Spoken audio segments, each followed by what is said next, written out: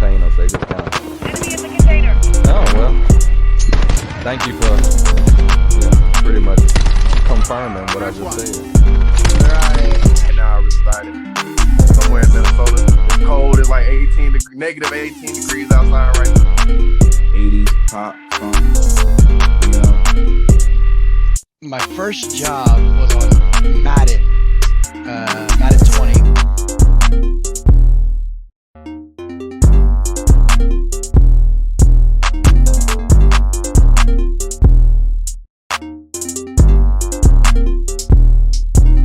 My name is Johnathan Jennings. I'm a software engineer and game designer. I'm also the co-founder of Weird Kid Studios and like the tech lead. So basically, I write code for a living. I've been doing it in games. Like I specialize in games, and I've been working in VR more recently the past 5 years.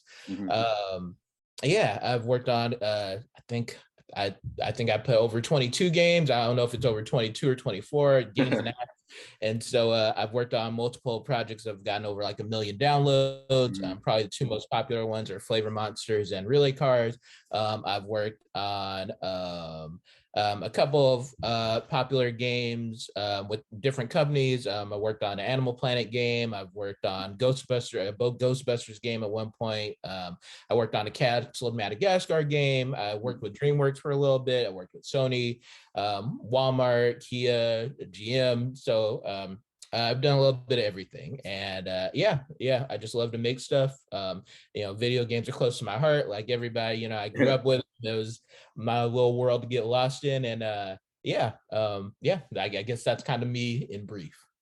So kind of explain a little bit how you kind of got stuck. Like, how did you even, like, I know you said games have kind of always been kind of, close to your heart, but like kind of how did you get into the, oh, I want to code, I want to make games? Like, how did that come about? Yeah, right. So it was not a grand plan or strategy. I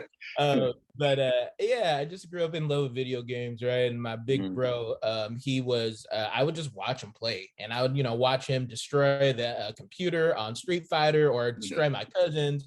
I'd watch them play boxing games and Tekken and just all sorts of stuff. And I just sit there and watch. And, I always wanted to be like my big bro. So watching him play all those games, it made me want to kind of learn more about games myself. And then the older I got, my mom started buying me gaming magazines.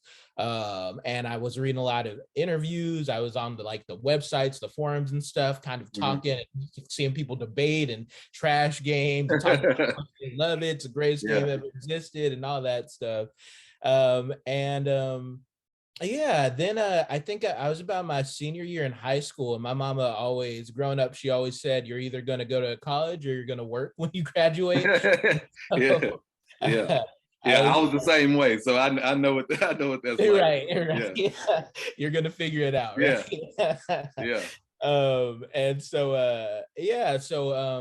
I think I still hadn't figured it out, but my senior year, DeVry, they came by and they had a student come through and show a game he worked on in class, and it was like a little Simpsons kind of I don't know if you know what Breakout is, but it's like the game where there's all those bricks, there's a paddle at the bottom, you bounce the ball. And so he made a version of that, but it was using the Simpsons. So Homer was the paddle, the was the ball, right? And he was trying to break all the bricks. And so it was just a real neat demonstration of what people in the program made. And I was like, oh man, I can make games? That's crazy, right? I spent all this time watching and reading and talking about them. It's I could actually take part in the process. That'd be crazy. And so the school was down the freeway. I told my mama about the presentation they showed, and I was curious, and we kind of looked into the program. We went there.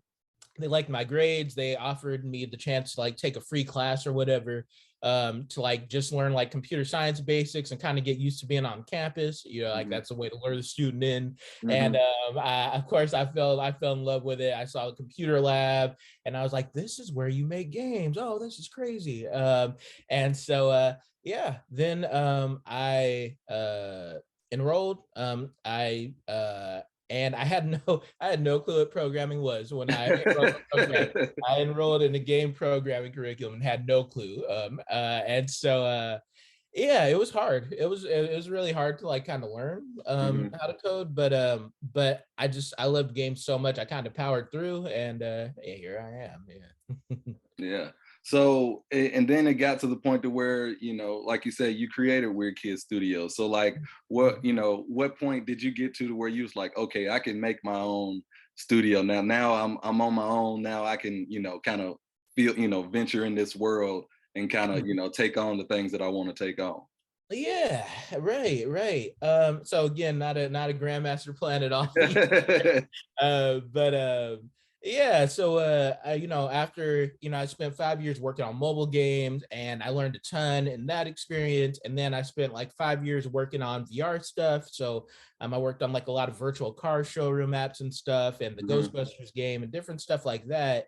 Um, and so I had like a pretty solid interest in VR for a while.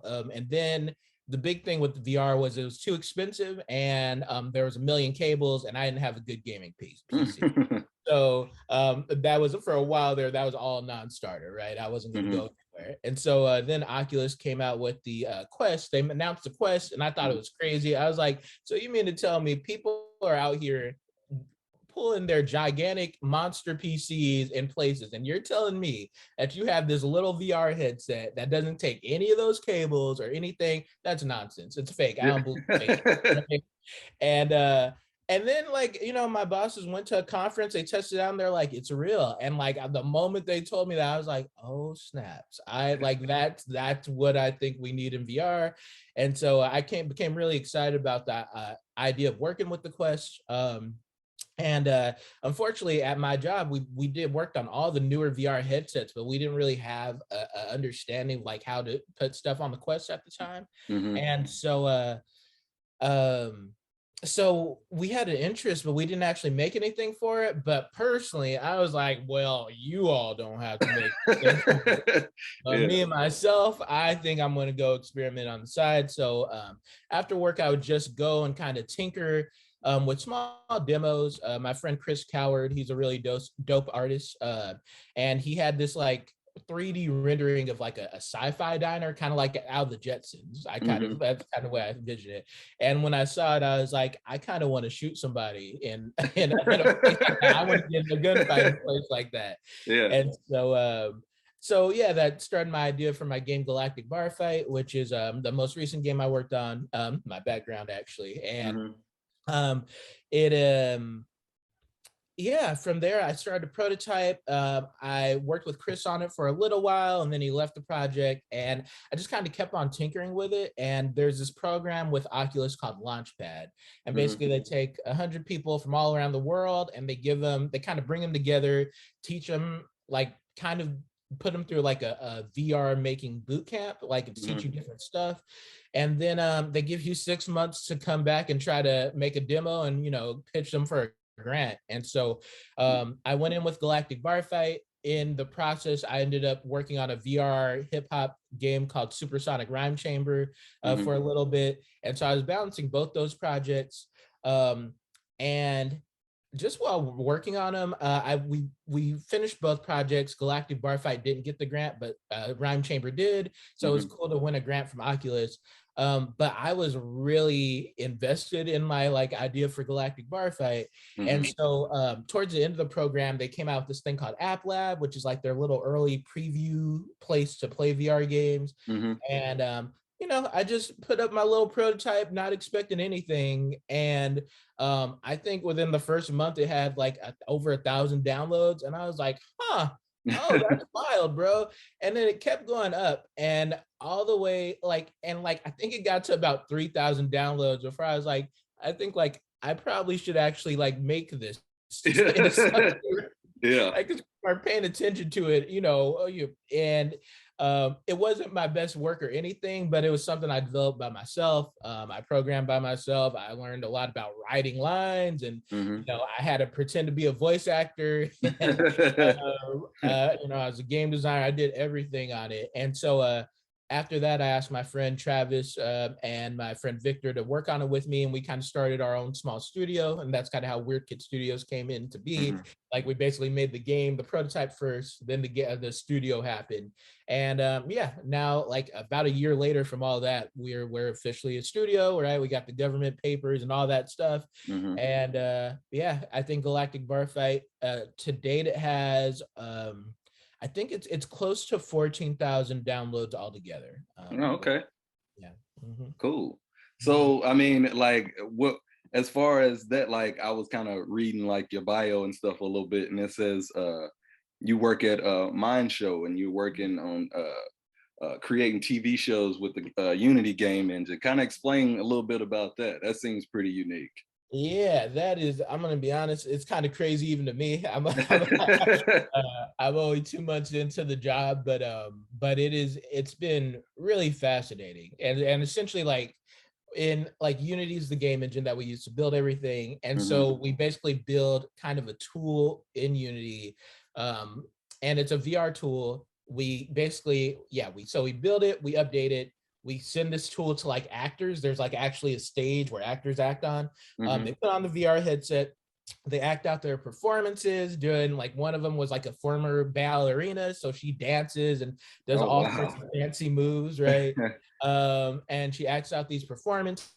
Once they finish like kind of capturing a scene and all that performance stuff, Hmm. they send that to the art team. The art team makes it prettier and like better looking, and then after all that it actually comes out to like be actual show clips. So Hmm. it's more like right now we're more focusing on like children's shows and entertainment, but I know there's been lots of conversations with all the big production studios and stuff, so it sounds like we're going to be working on a lot of different stuff going forward. Hmm. But yeah, that's kind of it. Yeah, it's weird to make this thing and then have actors play with it, and then somewhere that somehow turns into a show. Like it's still That's yeah, that's pretty fascinating. I mean, right. I think that's pretty wild. So, I think, VR is still kind of in more of its infancy stages. Like, where do you see this thing going?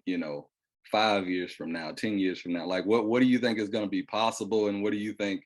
Where do you think you're going to be making your footprints as far as as VR kind of develops a little bit more and more people start to get access to it, all the metaverse stuff will start coming, everybody will have headsets and all this different stuff. So where do you think you'll be at when all this stuff starts to come ahead?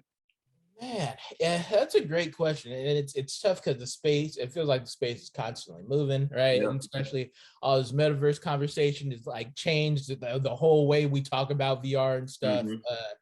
And so Man, that's a really great question. I think VR and especially augmented reality, I think they're going to be a lot more common and present, right? Hmm. I think the big kind of news at the moment is Apple's coming out with their thing at the end of the year, probably, and Hmm. everybody's kind of waiting with bated breath because the Yeah. money follows Apple. Yep. So Yep. the moment they release their thing, all of a sudden there's going to be a big wave of like investor interest and all that stuff. Hmm. Um, so I definitely see it growing, and I definitely see more applications for it. I get pitched and like approached with all kinds of projects, right? I have somebody approach me for like a basically like an interactive shoe demo that kind of almost creates like I guess if you imagine like a virtual Nike scene or like a virtual Jordan scene where you can Hmm. see different shoes, and like as you pick up shoes, it kind of changes the imagery around you, Oh, right? wow. Yeah. Right, or I'm a big basketball fan, so it'd be really dope to pick up a pair of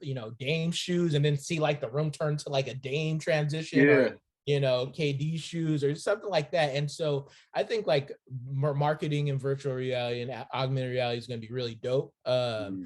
Um and I think it's going to definitely, I think it's kind of the way I heard someone else mention is it's kind of like turning the internet into a physical space, right?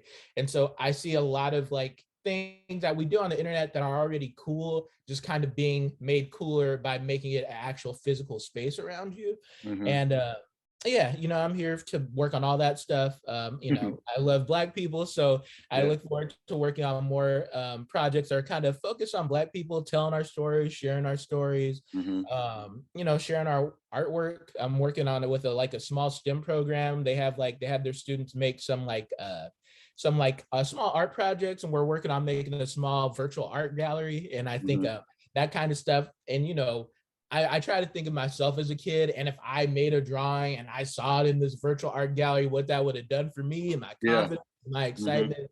And so that kind of stuff really speaks to me, right? Because I think it's just so important, not just telling stories about the amazing, talented Black adults and stuff, but really showing the kids what's possible for them to do too.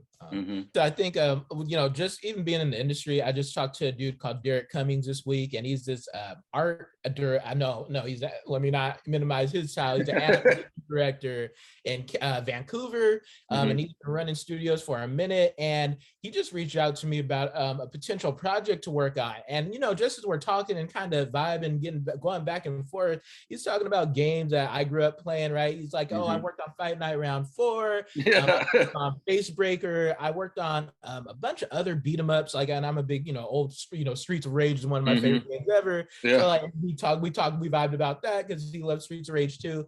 And it's even wild to me being in the industry, seeing other Black people. Him and Tony Barnes are two people that and Tony's worked on everything. So, but yeah, they're people that have it's wild, the games that I grew up playing, and I wish I would have known there was a Black face behind it, right? Yeah.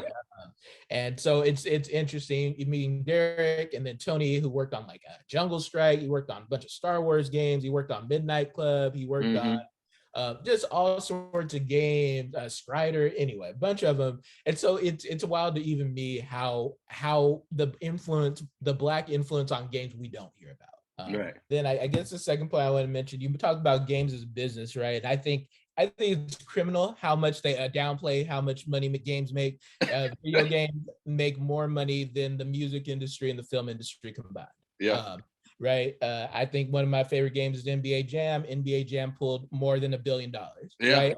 And we don't talk about that, but video games constantly outpace every other medium. And so not only are games are not only a viable business, there's a reason they're turning Cuphead into a TV show. There's a reason they turned Halo into a TV show. There's a reason they turned Uncharted into a movie. Right.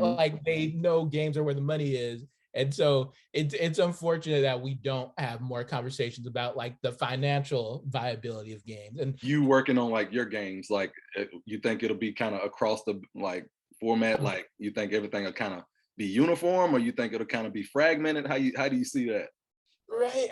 So if I have any big issue with the metaverse conversation right now, it's that it comes from people who don't know how rich people work, right? So rich people want to own their own piece of the world. And so I don't see a situation right now, it could happen eventually, but I don't see a situation where Facebook and Microsoft and, there's a couple other, Roblox and the Fortnite.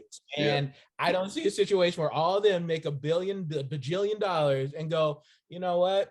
I think we should play nice, and we all should have one big environment. We all make a little bit, right? That's not how they work. And so I just think in terms of that, I think that the metaverse conversation is a little bit misled, because to me, I guess if I think about what the metaverse would look like in real life, right? I haven't been to Europe, but I know a lot of people who have and moved. And they talk about how easy it is to jump from country to country to country in Europe, right? You just drive to whatever the border is, you go through, as long as I think if you're a member of the EU or whatever, you can move pretty easily. And so to me, that's what the metaverse is, right? I see Apple having their own corner of the world. I see Facebook having their own corner of the world. I see Microsoft having their own corner of the world. And maybe we get a little bit of oh, you can maybe move your Microsoft account to your Fortnite account or something, a little bit. But even if we think about, as gamers, right? I think you're about my age. So we grew up in the what Sega does, what Nintendo era, right? So even getting like games to do cross-platform stuff now is a headache, right? Like Yep. Sony doesn't want to play nice with Microsoft.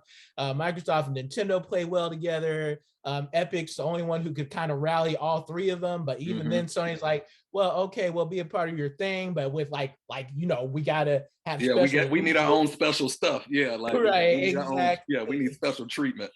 Right. And Epic, like for Epic had to do that, right? And Epic had to basically have the biggest game in the world. And Sony was like, yeah, we can't leave that bag on the table. We'll work with you. Right. Yeah. And so I think it's going to be segmented for at least, I think it's going to be 5 years would be really aggressive. I don't think they're even going to figure it out in 5 years, but I think in 10 years, after they've all made something that can only go so far, they're going to go, okay, well, as Apple, I would love to get some access to that Microsoft money. So Microsoft, let's make a partnership. Now we can make sure that your users can use our platform, our users can use their platform. Now there's more money to go around for all of us, right? And, especially because I think the issue with these platforms, after a while, like you're going to get the most people you're going to get, right? And I think we see that with Facebook, right? I feel like my Facebook had a point where like everybody was there. And now I feel like it's been at a point where it's like, yeah, I might pop on Facebook once a week to say hi to people. Yeah. And so I think there's just a point where those platforms kind of fill up as much as they can. And then eventually they have to kind of share and kind of trade users and all that stuff. And so I think that's what I see happening. I don't know. I could be wrong. But in conclusion, just to close it out, you got anything like, coming up that you excited for? Anything, in the near future that you looking to do, as far as, with your work and your job and stuff like that? Yeah, I mean, I guess the next big thing for me is probably we're working on the second level. So Galactic Bar Fight, basically, we're an indie team. So we released it with like one kind of arena. And so like we're working on our second arena. And so I think the plan is to drop that sometime mid-April. So we're starting to work on that and kind of figure out what that looks like, what that sounds like, what that feels like. And so yeah, working on the level 2 of Galactic Bar Fight is up next. And then otherwise, yeah, just I'm always working on something. So just lots of small stuff. I just got announced as like there another for a podcast called Zero to Play. I'm like one of their guest hosts. So I'm the called the indie interpreter on it. So indie games. So I get a chance to gush and geek out about my friends and people I don't know and their games from all over the world. I'm excited about that. And then I guess, if I have my last parting thought is just, I think that it's, I think Black people are brilliant. I'm super biased, by the way, just like if that's not clear, but super biased. And I think VR puts Black people and especially our experiences and our voices. I think we have a way to really share not just, our thoughts and experiences today, but like historically, the things Black people have created and contributed to society, and really share that in a way that other people can't. They're gonna try because they always try, but they can't. And so, like, I think about the kind of experiences I think about that are possible, right? Like, I was a big Michael Jackson fan, and so, I had a dream one night of like recreating what it would be like to be in the Smooth Criminal video, right? And how crazy that would be in VR, right? I think about, Earth, Wind and Fire and Parliament and Funkadelic and some of the crazy Afro future stuff they were doing in their music and bringing that stuff to life. And I think about, how that stuff connects to our parents, our grandparents, us, like, as music that we grew up with. Before Galactic Bar Fight became Galactic Bar Fight, I was trying to think about how to turn blaxploitation movies into like fun VR games. And I think that's also a really cool arena to explore. And then above all this, I think about like whenever we figure out how to make a virtual Wakanda to walk around. Oh man. Hey. You better believe that. You better believe that. So I think it is I think it's a good time. It's a good time to be excited about sharing your vision as a Black person. And I think that I think we have so much history. I think we have so much cool stuff that we've done historically. And I think it's a really good time to either reinvent or oh wow, how would I describe that? To revitalize some older Black forms of art that haven't, like, maybe that the world doesn't appreciate, but we can Mhm. like share it in a new way.